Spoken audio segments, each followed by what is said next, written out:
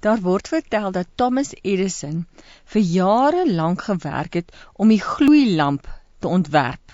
Hy was die uitvinder van die gloeilamp.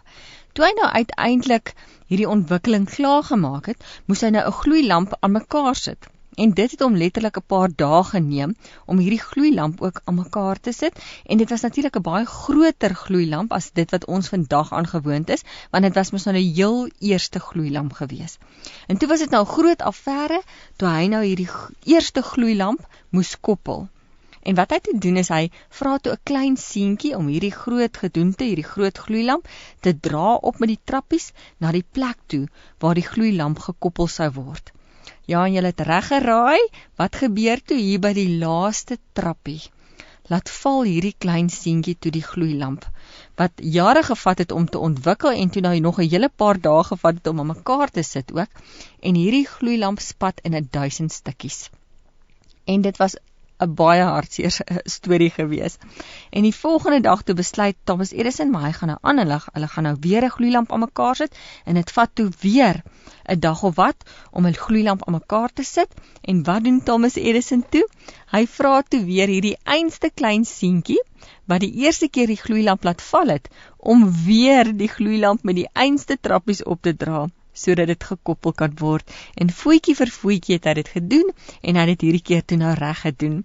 Maar hierdie storie was vir my so 'n mooi illustrasie van vergifnis, van iemand wat vir iemand anders 'n tweede kans gee. Hierdie klein seentjie struikel, hy maak droog, hy laat val daai gloeilamp wat hoeveel mense vir soveel dae aan gewerk het, en dit bars in 1000 stukkies, maar Thomas Edison gaan en gee vir hom nog 'n kans. Dit is vergifnis, en weet jy, dit is wat God vir my en jou doen. Hy gee vir ons ook nog 'n kans. As ons struikel, as ons val, en ons gaan na hom toe in opregtheid, en ons sê, Here, help ons het verkeerd gedoen, dan steek hy sy hand uit na ons, en hy gee vir ons genade. Ons as hedendaagse mense sukkel om genade te verstaan. Want ons word groot in 'n wêreld wat jy moet presteer. Ons word groot in 'n wêreld wat nie onbevoegde mense kan hanteer nie. Daar is nie iets soos tweede en derde en vierde kanse nie. Jy het een kans en jy moet jouself bewys. Maar God is anders, en hy kyk anders na mense. En by God gaan dit alles oor genade, oor onverdiende guns, sy ontsettende liefde wat hy vir my en jou het. Wat 'n voorreg dat Christendom nie 'n selfdoen godsdiens is nie, want ek en jy kan niks doen om onsself te red nie.